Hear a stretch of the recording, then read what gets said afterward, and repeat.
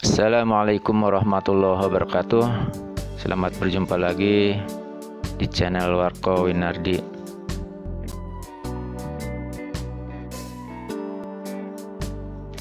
Selamat berjumpa dalam pembelajaran pendidikan Pancasila dan Kewarganegaraan untuk kelas 11 semester 1. Pada kesempatan ini kita akan membicarakan tentang harmonisasi hak dan kewajiban asasi manusia dalam perspektif Pancasila. Tentang hak asasi ini tentu bukan hal yang baru bagi kalian, karena masalah hak asasi manusia telah dipelajari sejak SD dan SMP. Jadi kita sekarang untuk mengingatkan kembali.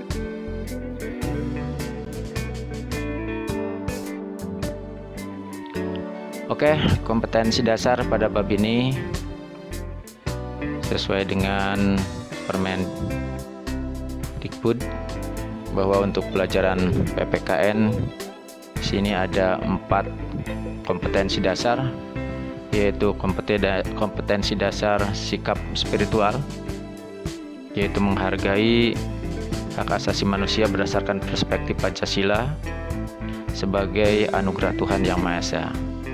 Yang kedua,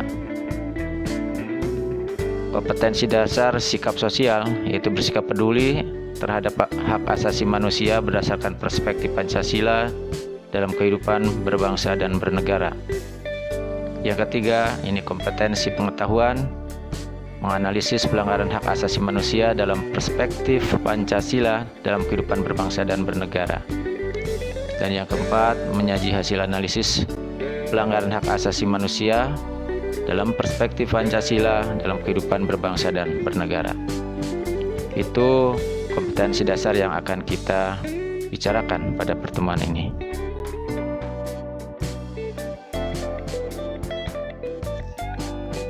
Materi pokok yang akan kita bahas yaitu ada 4 hal. Yang pertama, konsep hak dan kewajiban asasi manusia. Ini ada 2 materi.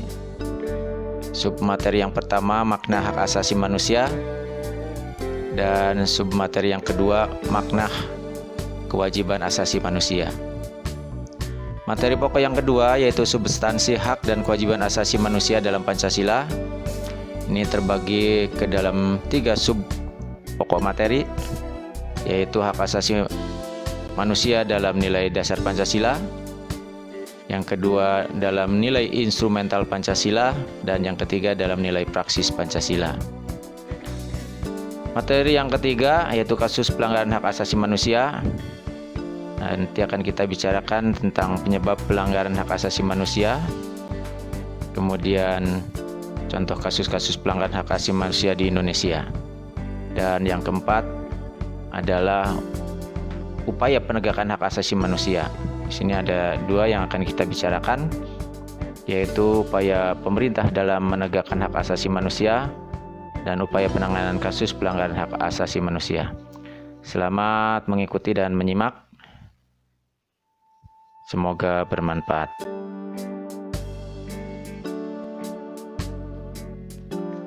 Konsep hak dan kewajiban asasi, ini bagian yang pertama. Ini ada beberapa pendapat tentang konsep hak asasi manusia. Yang pertama adalah menurut Undang-Undang RI nomor 39 tahun 1999 tentang hak asasi manusia.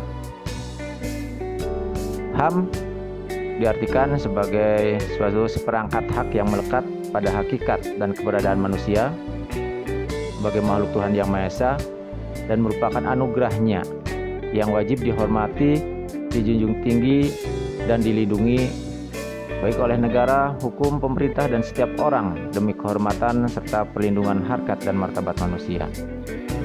Itu pengertian HAM menurut Undang-Undang Nomor 39 Tahun 1999. Pendapat yang berikut ini menurut pendapat dari Jan Matterson. Dia adalah anggota Komisi Hak Asasi Manusia Perserikatan Bangsa-Bangsa. mengartikan bahwa HAM sebagai hak-hak yang melekat dalam diri manusia, dan tanpa hak itu manusia tidak dapat hidup sebagai manusia. Ini pengertian menurut Jan Mattheson. Jadi hak-hak itu yang bisa menjamin bahwa manusia itu dimanusiakan. Dari dua pengertian tersebut di atas, maka bisa disimpulkan bahwa hak asasi manusia itu terkandung dua makna. Yang pertama, HAM merupakan hak alamiah yang melekat dalam diri setiap manusia sejak ia dilahirkan ke dunia. Bahkan sebetulnya hak ini bukan diperoleh manusia sejak lahir. Sebetulnya sebelum lahir pun, ketika dia berada dalam kandungan, manusia sudah punya hak. Baik itu hak hidup, hak mendapatkan nutrisi yang baik, hak perlindungan, sehingga dia bisa lahir ke dunia dalam keadaan selamat dan sehat. Yang kedua, HAM merupakan instrumen atau alat untuk menjaga harkat dan martabat manusia sesuai dengan kodratnya atau sesuai dengan kodrat kemanusiaannya yang luhur. Jadi HAM itu merupakan alat untuk menjaga supaya manusia tetap diposisikan sesuai dengan harkat dan martabatnya. Itu hakikat hak asasi manusia.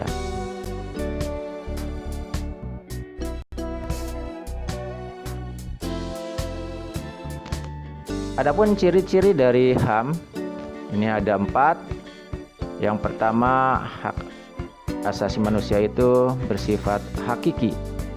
Artinya hak asasi manusia adalah hak asasi semua umat manusia yang sudah ada sejak lahir.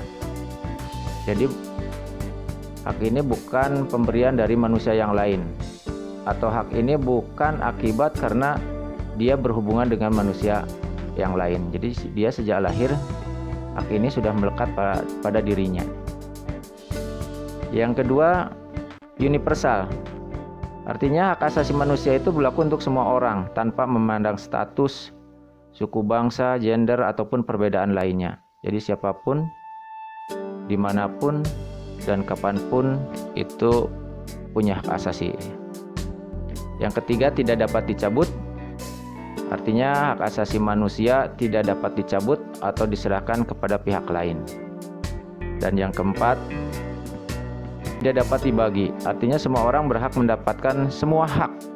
Apakah itu hak sipil, hak politik, hak ekonomi, hak sosial budaya, ataupun hak-hak yang lainnya.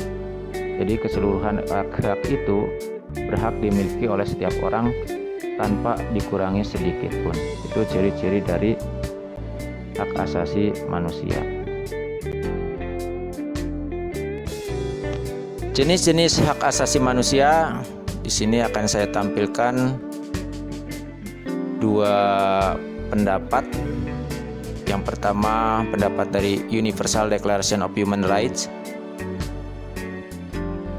Hak asasi dibagi menjadi 6. Yang pertama adalah hak pribadi, yang kedua hak ekonomi, yang ketiga hak politik, yang keempat hak sosial budaya, yang kelima hak persamaan dalam bidang hukum dan pemerintahan, dan yang keenam hak mendapatkan perlakuan yang adil.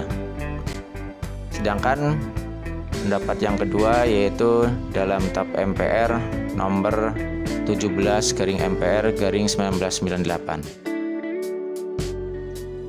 Hak asasi manusia itu dibagi menjadi beberapa hak. Yang pertama, hak untuk hidup, mempertahankan hidup dan kehidupannya. Yang kedua, hak untuk berkeluarga dan melanjutkan keturunan. 3, hak mengembangkan diri. 4, hak keadilan, yaitu jaminan kepastian hukum. 5, hak kemerdekaan. 6, hak atas kebebasan informasi. 7, hak keamanan. Yang ke-8, hak kesejahteraan. Yang ke-9, hak perlindungan dan pemajuan.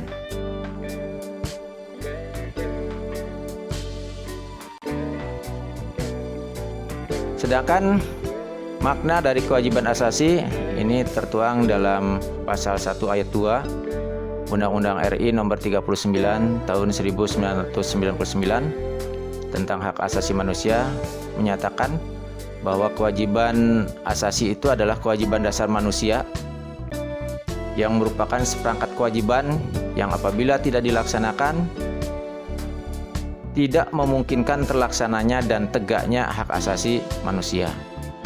Jadi kewajiban asasi ini merupakan prasyarat tegaknya hak asasi manusia. Itulah makna kewajiban asasi manusia. Jadi hubungan antara hak dan kewajiban asasi manusia itu ada dua. Yang pertama, hak dan kewajiban asasi merupakan dua hal yang saling berkaitan, sehingga keduanya memiliki hubungan kausalitas atau hubungan sebab akibat. Dan yang kedua, hak dan kewajiban asasi juga tidak dapat dipisahkan, karena bagaimanapun dari kewajiban itu muncullah hak-hak asasi dan begitu juga sebaliknya. Ketika kita mendapatkan hak, maka akan diikuti oleh kewajiban. Nah, demikian hubungan antara hak dan kewajiban asasi. Bagian yang kedua yaitu substansi hak dan kewajiban asasi manusia dalam Pancasila. Pancasila memiliki 3 nilai, yaitu nilai dasar, nilai instrumental, dan nilai praksis.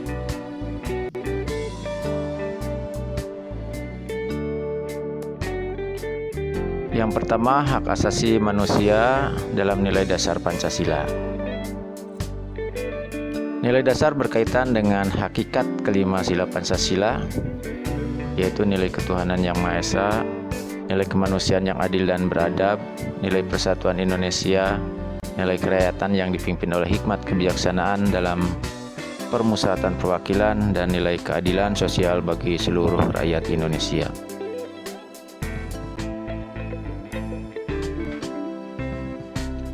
Nilai-nilai dasar tersebut bersifat universal sehingga di dalamnya terkandung cita-cita, tujuan, serta nilai-nilai yang baik dan benar.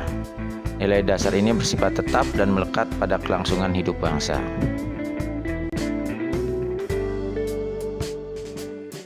Nilai Pancasila dapat dijabarkan secara singkat sebagai berikut. Ketuhanan yang Maha Esa menjamin hak kemerdekaan untuk memeluk agama, melaksanakan ibadah, dan kewajiban untuk menghormati perbedaan agama.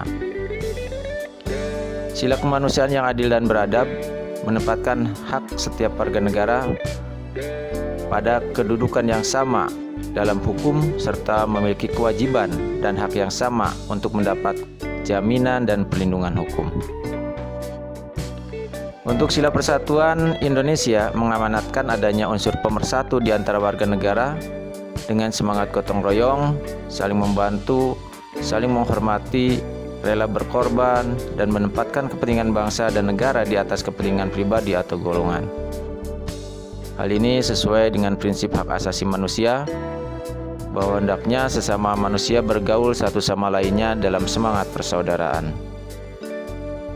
Untuk sila kerakyatan yang dipimpin oleh hikmat kebijaksanaan dalam permusyawaratan perwakilan dicerminkan dalam kehidupan pemerintah, bernegara, dan bermasyarakat yang demokratis.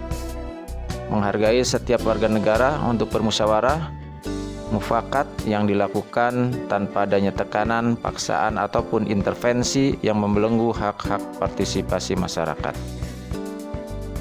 Dan sila yang kelima, keadilan sosial bagi seluruh rakyat Indonesia, mengakui bahwa hak milik perorangan dan dilindungi pemanfaatannya oleh negara, serta memberi kesempatan sebesar-besarnya pada masyarakat.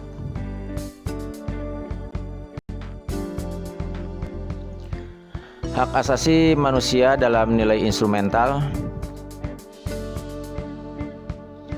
Nilai instrumental merupakan penjabaran dari nilai dasar.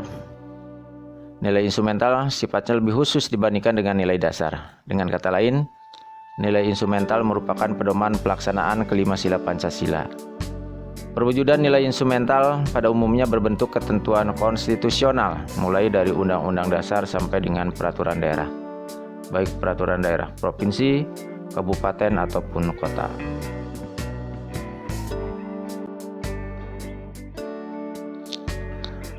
Peraturan perundang-undangan yang menjamin hak asasi manusia antara lain yang pertama dalam Undang-Undang Dasar Negara Republik Indonesia tahun 1945, terutama pasal 28A sampai 28C. Yang kedua dalam Ketetapan MPR nomor 17/MPR/1998 tentang hak asasi manusia, dan dalam ketentuan undang-undang organik yang antara lain Undang-Undang Republik Indonesia nomor 5 tahun 1998 tentang Konvensi tentang penyiksaan dan perlakuan atau penghukuman yang kejam, tidak manusiawi, atau merendahkan martabat manusia. B. Undang-Undang Republik Indonesia nomor 39 tahun 1999 tentang hak asasi manusia, dan Undang-Undang nomor 26 tahun 2000 tentang pengadilan hak asasi manusia. Nah, sebetulnya masih banyak peraturan perundang-undangan yang lain. Bagian yang ketiga yaitu nilai praksis dari sila-sila Pancasila. Hak asasi manusia dalam nilai praksis Pancasila dapat terwujud apabila nilai-nilai dasar dan nilai instrumental Pancasila itu sendiri dapat dilaksanakan dalam kehidupan sehari-hari oleh seluruh warga negara. Hal tersebut dapat diwujudkan apabila setiap warga negara menunjukkan sikap positif dalam kehidupan sehari-hari, atau dengan kata lain, nilai praksis ini terwujud apabila sikap dan tingkah laku seluruh warga negara itu sudah mencerminkan nilai-nilai Pancasila atau menaati peraturan perundang-undangan yang berlaku.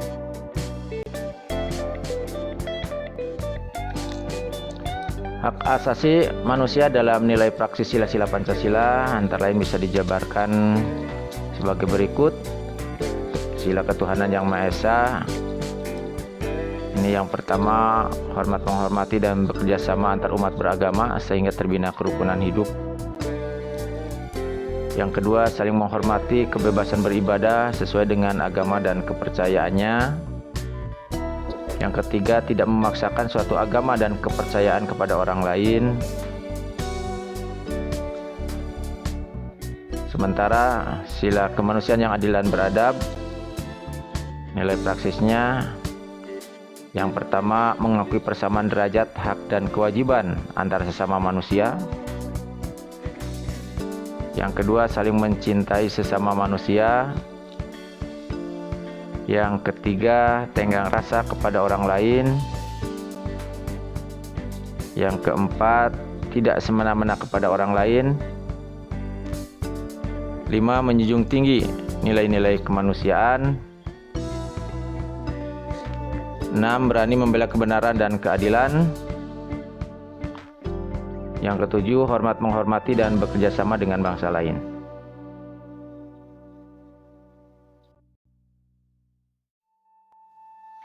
Hak asasi manusia dalam nilai praksis sila-sila Pancasila yang berikutnya, yaitu dalam sila ketiga antara lain ditunjukkan: 1. Menempatkan persatuan, kesatuan, kepentingan, dan keselamatan bangsa dan negara di atas kepentingan pribadi atau golongan. 2. Rela berkorban untuk kepentingan bangsa dan negara. 3. Cinta tanah air dan bangsa. 4. Bangga sebagai bangsa Indonesia dan bertanah air Indonesia. Dan yang kelima, memajukan pergaulan demi persatuan dan kesatuan bangsa yang berbineka tunggal ika. Sementara dalam sila yang keempat antara lain ditunjukkan: 1. Mengutamakan kepentingan negara dan masyarakat. 2. Tidak memaksakan kehendak kepada orang lain. 3. Mengutamakan musyawarah dalam mengambil keputusan untuk kepentingan bersama. 4. Menerima dan melaksanakan setiap keputusan musyawarah. 5. Mempertanggungjawabkan setiap keputusan musyawarah secara moral kepada Tuhan Yang Maha Esa.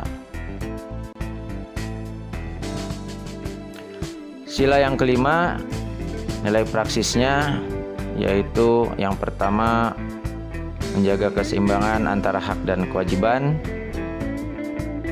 2. Menghormati hak-hak orang lain. 3. Suka memberi pertolongan kepada orang lain. 4. Menjauhi sikap pemerasan kepada orang lain. 5. Menjauhi sifat boros dan gaya hidup mewah. 6. Rela bekerja keras. Dan yang ketujuh, menghargai hasil karya orang lain.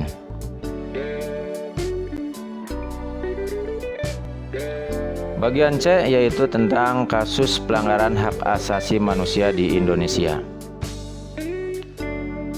Kita lihat pengertian pelanggaran hak asasi itu sendiri.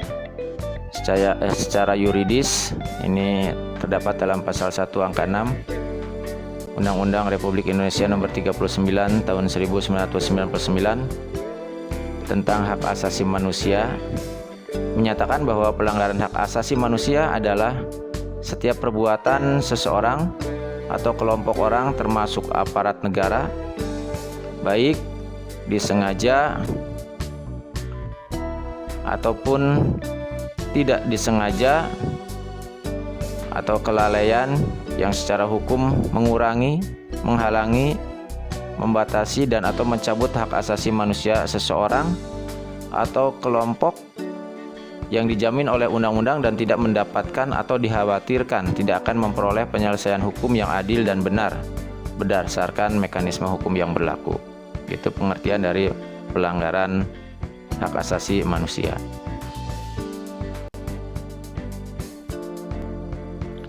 Apa faktor penyebabnya? Secara garis besar, faktor penyebab pelanggaran hak asasi manusia itu ada dua macam, yaitu faktor internal dan faktor eksternal. Secara internal, pelanggaran hak asasi manusia itu bisa disebabkan oleh sikap egois, rendahnya kesadaran HAM, dan sikap tidak toleran. Sementara faktor eksternal yang menyebabkan terjadinya pelanggaran HAM yaitu penyalahgunaan kekuasaan, ketidaktegasan aparat penegak hukum, penyalahgunaan teknologi, dan kesenjangan sosial dan ekonomi yang tinggi. Ini yang menyebabkan pelanggaran HAM. Jenis-jenis pelanggaran HAM ini secara garis besar ada dua, yaitu pelanggaran HAM biasa seperti pemukulan, pencemaran nama baik, menghalangi orang mengekspresikan dirinya, dan lain-lain. Dan yang kedua, pelanggaran hak asasi manusia yang berat. Itu ada dua macam. Yang pertama kejahatan genosida dan yang kedua kejahatan kemanusiaan. Pelanggaran berat itu yang pertama adalah kejahatan genosida. Deskripsinya, setiap perbuatan yang dilakukan dengan maksud untuk menghancurkan atau memusnahkan seluruh atau sebagian bangsa, ras, kelompok etnis, atau kelompok agama dengan cara, ini ada 5 macam. Yang pertama, membunuh anggota kelompok. Yang kedua, mengakibatkan penderitaan fisik dan mental. Yang ketiga, menciptakan kondisi kehidupan kelompok yang akan mengakibatkan kemusnahan secara fisik, baik seluruhnya ataupun sebagian. Yang keempat, memaksakan tindakan-tindakan yang bertujuan untuk mencegah kelahiran di dalam kelompok, atau bisa juga yang kelima, memindahkan secara paksa anak-anak dari kelompok tertentu ke kelompok yang lain.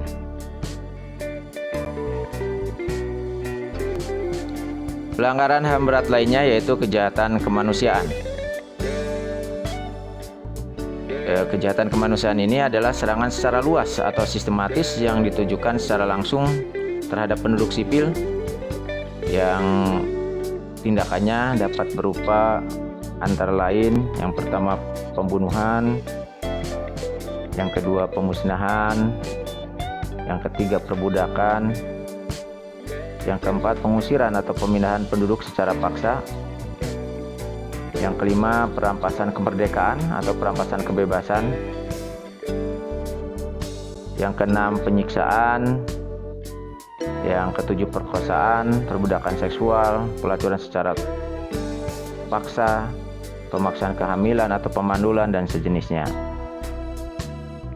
Yang kedelapan, penganiayaan terhadap suatu kelompok tertentu atau perkumpulan yang didasari oleh persamaan paham politik, ras, kebangsaan, etnis, budaya, agama, jenis kelamin, atau alasan lain yang telah diakui secara universal sebagai hal yang dilarang menurut hukum internasional. Yang kesembilan, penghilangan orang secara paksa. Dan yang ke-10, kejahatan apartheid.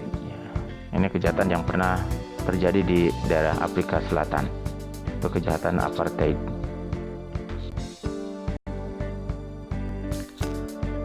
Sementara contoh kasus pelanggaran hak asasi manusia di Indonesia ini banyak terjadi. Misalnya kerusuhan Tanjung Priok tanggal 12 September 1948.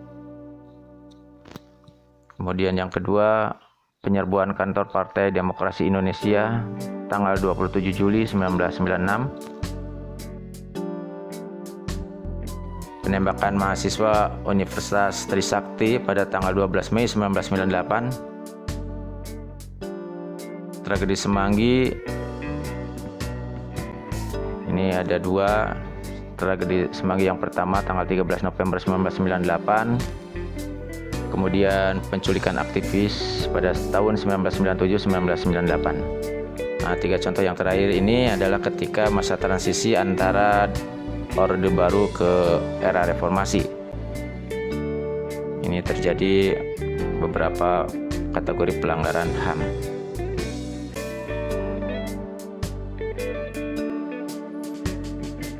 Nah, sekarang kita bicarakan bagaimana upaya penegakan hak asasi manusia.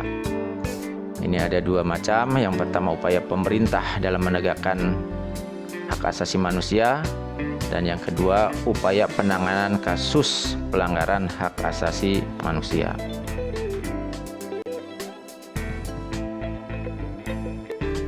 Upaya pemerintah dalam menegakkan hak asasi manusia ini ada tiga macam. Yang pertama, pembentukan Komisi Hak Asasi Manusia atau Komnas HAM.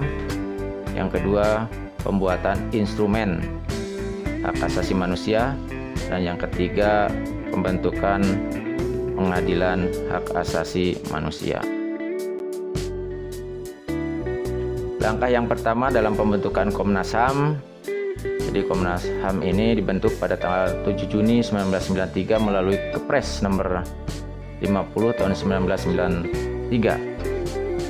Yang selanjutnya diatur dalam Undang-Undang Nomor 39 Tahun 1999 tentang Hak Asasi Manusia pada pasal 75 sampai dengan pasal 99. Nah, Komnas HAM ini merupakan lembaga negara mandiri setingkat lembaga negara lainnya yang berfungsi sebagai lembaga pengkajian, penelitian, penyuluhan, pemantauan, dan mediasi HAM.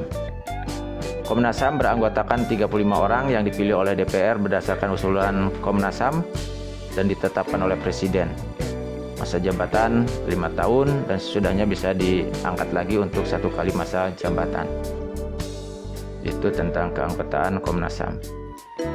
Dan wewenangnya antara lain melakukan perdamaian pada kedua belah pihak yang bermasalah, menyelesaikan masalah secara konsultasi maupun negosiasi, menyampaikan rekomendasi atas suatu kasus pelanggaran hak asasi manusia kepada pemerintah dan DPR untuk ditindaklanjuti, memberikan saran kepada pihak-pihak yang bermasalah untuk menyelesaikan sengketa di pengadilan.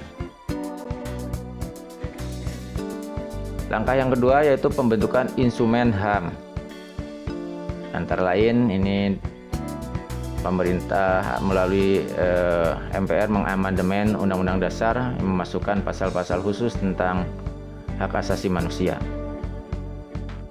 Kemudian MPR juga menetapkan TAP MPR tentang hak asasi manusia, yaitu TAP MPR nomor 17 tahun 1998. Kemudian ditetapkannya Piagam Hak Asasi Manusia tahun 1998 dan diundangkannya Undang-Undang nomor 39 tahun 1999 tentang hak asasi manusia.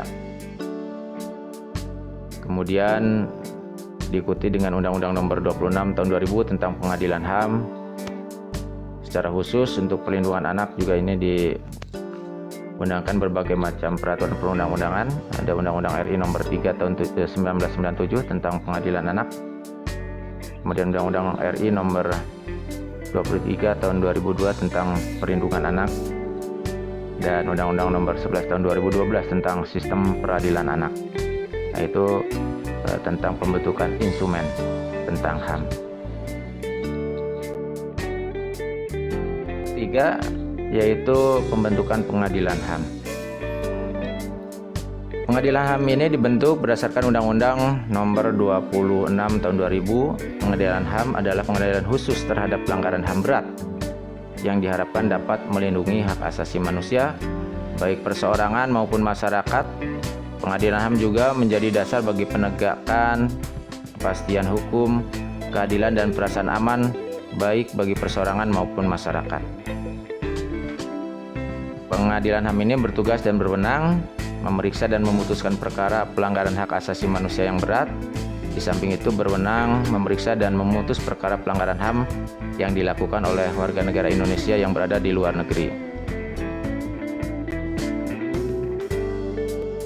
Upaya penanganan kasus pelanggaran HAM yaitu melalui upaya pencegahan. Yang pertama, menegakkan supremasi hukum dan demokrasi, meningkatkan kualitas pelayanan publik untuk mencegah terjadinya berbagai bentuk pelanggaran HAM oleh pemerintah. Yang ketiga, meningkatkan pengawasan dari masyarakat dan lembaga-lembaga politik terhadap setiap upaya penegakan HAM yang dilakukan oleh pemerintah. Yang keempat, meningkatkan penyebarluasan prinsip-prinsip HAM kepada masyarakat, baik melalui pendidikan formal ataupun non-formal. Yang kelima, meningkatkan kerjasama yang harmonis antar kelompok atau antar golongan dalam masyarakat agar mampu saling memahami, menghormati keyakinan dan pendapat masing-masing. Itu upaya penanganan kasus pelanggaran hak asasi manusia dalam bentuk upaya pencegahan ya. Kemudian di samping itu juga harus membangun harmonisasi antara hak dan kewajiban asasi manusia sehingga terjadi hubungan yang selaras, serasi, dan seimbang. Hak dan kewajiban asasi manusia merupakan dua hal yang tidak dapat dipisahkan satu sama lain. Seseorang tidak dapat menikmati hak yang dimiliki sebelum memenuhi apa yang menjadi kewajibannya. Salah satu cara mengharmonisasikan hak dan kewajiban asasi manusia dalam kehidupan sehari-hari adalah dengan menghindarkan diri dari sikap egois atau terlalu mementingkan diri kita sendiri. Itulah upaya untuk mengharmonisasi hubungan hak asasi manusia.